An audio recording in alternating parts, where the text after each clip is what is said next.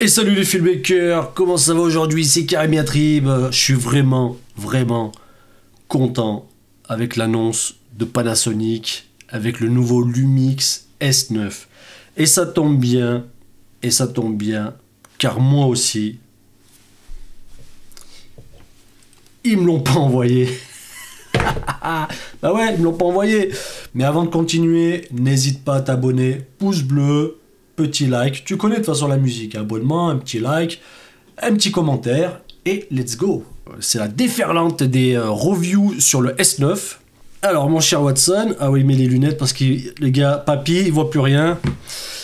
Alors le S9, c'est tout simplement un S5 Mark II en version miniature, tel le Sigma FP ou le Fuji X100. Quand j'ai vu le S9, au début j'ai mal lu, je me suis dit attends, je croyais que c'était G9, je me suis dit non, attends, je suis pas quand même perché à ce point quand même. Donc j'ai vu S9 full frame, mirrorless, cameraless, ouais, enfin t'as capté. Donc Panasonic, ils ont invité la planète entière au Japon. Je pense que ça va être encore pareil, hein. Ça va être le meilleur boîtier du monde à écouter les gens. Bon, ça commence à être un peu chiant, je te l'avoue. Ça commence à être un peu chiant à chaque fois que Panasonic sort un boîtier. Pourtant, j'aime Panasonic, hein, j'ai S1H, voilà, les gars, ils connaissent mon background avec Panasonic, hein, j'en ai eu du Pana. Hein. Récemment, encore le S5, l'Eva One, le G7, j'ai eu quoi d'autre? Le GH4, le GH5, GH6. Donc Panasonic, je suis un gros client Panasonic, tu vois ce que je veux dire? Donc je suis pas rageux. C'est juste en fait la communication. En fait, les Américains, t'as vu quand ils font quand ils font des reviews, les mecs, t'as vu, ils font le point négatif, le point positif. Ils te font leur review tranquille, tu vois. Mais c'est vrai qu'en France, ah, c'est le meilleur boîtier du monde. Là, mon gars, à chaque sortie de boîtier, c'est le meilleur boîtier du monde. Je vais pas me faire que des copains aujourd'hui. C'est le meilleur boîtier du monde. Je suis en mode aigri. Voilà, je suis en mode aigri. Le S9, ça y est, déclaré le meilleur boîtier du monde. Non, les gars, tranquille. Le boîtier, alors moi, je le trouve, il est beau. Vraiment en rouge. Et toutes ces couleurs comme ça, là, franchement, c'est vraiment super beau. C'est du S5 Mark II, quoi. Similaire, S5 Mark II. S5 Mark II X.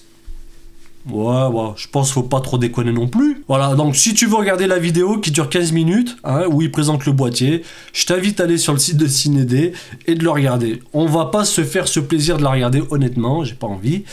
Donc là, le boîtier, il est très compact. Pour ceux qui font du contenu sur les réseaux sociaux, parce qu'en fait, il a été vraiment fait pour ça. Donc jusqu'à présent, ça tient la route. Il n'y a pas de problème, il est compact, il est petit. D'ailleurs, j'aime beaucoup ce petit pancake. Là, celui-ci là. Très petit, 400 grammes. Petit micro HDMI porte. Alors honnêtement, bon, ils ont mis un HDMI, c'est tout à fait normal. Mais si tu achètes ce genre de boîtier, si c'est pour foutre un écran dessus, ou même mettre un Atomos, ou un enregistreur de chez Blackmagic, mais... là vraiment c'est des trucs de trimar, hein. Vraiment là, des trucs de mongol. Ça sert à rien, vraiment, même si la sortie HDMI elle permet de capturer en 45-56 000 bits par seconde. Non, ça sert à rien. Je donne mon avis, hein. Peut-être qu'il y en a, ils vont kiffer de se dire ouais, je vais mettre un Atomos dessus. Hein. Une prise mini jack 3,5 microphone, input, but pas de 3,5 headphone jack. Ok, donc en fait, tu mets ton micro, mais tu peux pas écouter. Tu peux pas avoir un retour du son. Bon, bref, à la rigueur, ça... maintenant, la plupart, il y a des micros, tu peux brancher un casque dessus, et voilà, quoi, donc c'est cool. Parce qu'au début, je pensais que c'était le contraire. Je dis, ah ouais, ils sont vraiment... s'ils ont fait ça, ils sont abrutis, quand même. Tu peux brancher des écouteurs, mais pas un micro, il n'y a aucun sens. Des fois, je lis, mais des fois, je lis pas comme il faut, tu vois. C'est la même batterie que le S5. Voilà, c'est les mêmes batteries, les BLK22. Écran 3 pouces, voilà, qui se flippe dans tous les sens, comme on a l'habitude chez Panasonic. Voilà, donc il y a un bouton ici, que tu peux voir, qui est vraiment dédié aux luttes. Donc d'après ce que j'ai vu, tu as une application qui permet en fait de créer des luttes, et tu peux les instaurer directement dans ton boîtier, et tu as un bouton qui est dédié. Alors tu connais mon amour que j'ai pour les luttes, mais ce n'est pas la question. Pour ceux qui font vraiment... du contenu rapide et efficace, ça fait le job, c'est vraiment bien. On va arriver maintenant, alors, on était en train de pleurer parce que l'intelligence artificielle pourrait potentiellement faire plus de choses que nous. Enfin, mais là, on va se retrouver avec des boîtiers, on fera plus rien, quoi. On fera plus rien, ça sera tout automatique. Vraiment, le truc, juste tu l'allumes, c'est fini, tu vois, c'est fini. Je crois en fait, ce boîtier-là, il va vraiment intéresser les genres de personnes qui ont vraiment envie de rien foutre. Le boîtier du chômeur, si c'est pour faire un job, pour moi, professionnel, va pas te ramener avec ce boîtier chez ton client, même si ça fait le job, mais voilà, il y aura pas mal de choses que tu pourras pas faire, ça c'est indéniable. La limitation pour du 6K sera de 10 minutes, 15 minutes pour du 4K DCI et Ultra HD, et 20 minutes en Full HD. Donc en gros, en soi, c'est dérangeant sans être dérangeant. Si tu fais vraiment du contenu rapidos, voilà, c'est du short, c'est des trucs rapides, t'as pas besoin d'avoir une quantité de fou en termes d'enregistrement, ça fait le job. Mais si par exemple tu fais une review et que là t'enregistres au-delà de 15 minutes en 4K, et en plus de ça, tu sais, des fois quand tu fais des reviews, t'as fond dedans, tu vois. Et tu regardes pas où t'en es au niveau de ton enregistrement. Et bon, ça coupe, des fois tu captes pas, tu vois. Donc en fait, moi ça m'est déjà arrivé en fait. Hein. Donc voilà, t'es limité à 15 minutes. Bon après... Et tu peux enregistrer en externe, donc en 5,9K jusqu'à 30 fps, en 4.2 10 bits. Youhou! Dual ISO natif 100 et 640 en standard. Et en Vlog, on est sur du 640, 4000 comme d'habitude. Sachant que le 640 et le 4000, honnêtement, il est vraiment ultra propre. Hein. Et après, du HLG, voilà, ISO 400, 2500. Capteur stabilisé sur 5 axes. Bon, tu connais la musique. L'autofocus 779 points. Moi, je pense que ce boîtier, il est vraiment orienté, tu vois, youtubeur, streamer. Tu vois, boîtier facile d'utilisation, qui rentre dans la poche, surtout en plus avec le petit pancake. Le 1840. Pour moi, c'est un super boîtier, hein, honnêtement. Je dis mode aigri, mais je m'en fous en fait. Hein. Et on va se regarder la petite vidéo de présentation qui dure 2 minutes 30, mais je pense qu'on n'ira pas au-delà de 30, on va accélérer, tu vois. Allez, on va se mettre ça en 4K. Voilà.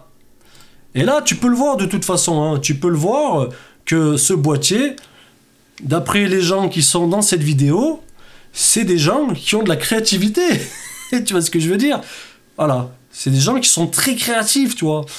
Et comme ils ont une grosse créativité, tu vois, voilà, et ben ce boîtier va vraiment leur correspondre. Ce ne sont pas des filmmakers pour moi, ok? Ce ne sont pas des filmmakers, c'est des créateurs de contenu. Mais c'est bien qu'en fait que voilà, Panasonic s'intéresse à ce genre de marché parce que je pense qu'après c'est l'évolution, tu vois, les choses évoluent. On est parti de l'époque d'avant, tu vois. Enfin, moi je suis de la vieille école, hein. Voilà, on shoot avec de la grosse cam, on baisse, tu vois, on essaie d'avoir les choses plus petites. Donc après moi j'ai fait chemin inverse, je suis reparti sur de la grosse cam parce que vraiment j'y trouve mon compte. Mais c'est vrai qu'on arrive maintenant à voilà, on arrive à un stade où bon, l'image, les photos, elles sont excellentes. Franchement, attends, on va faire... Ok. Ça, c'est le genre de truc que je ferai jamais, quoi, bien sûr. Mais, ouais, les images, elles sont cool, tu vois. Bon, après, c'est le même capteur que... Après, c'est le même capteur que les 5, tu vois. Donc là, les ratios d'image, comme je te l'ai dit. Mais voilà, après, les gens, ils veulent vraiment du plus petit et du très performant. Dommage que l'AFP, elle n'a pas su trouver son public en France.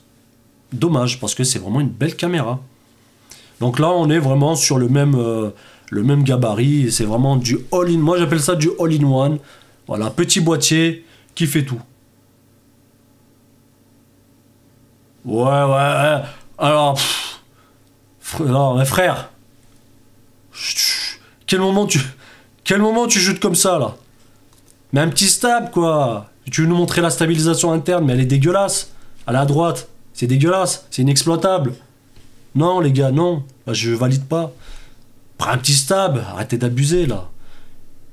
Les gars, ils ont voulu nous montrer que la stabilisation interne Elle était au top, non mais elle est dégueulasse, ça trempe de partout derrière. Voilà, petit coup de gueule. Parce qu'à un moment donné, il faut faire des... Ils ont les moyens de faire des bonnes pubs, faut arrêter de déconner.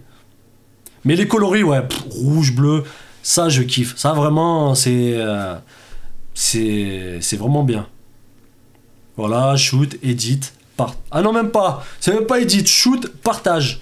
Donc en gros, voilà, c'est ce que je t'ai dit, c'est un boîtier qui va faire le travail pour toi, tout simplement. Humilité, hein, vraiment en toute humilité en tant que professionnel, en tant que voilà, filmmaker pro, ce genre de boîtier, pour moi, je l'utiliserai pas sur du pro. Hein. Moi, ça c'est clair et net, je l'utiliserai pas sur du pro. Il me manque, je vais manquer de beaucoup de choses, tu vois.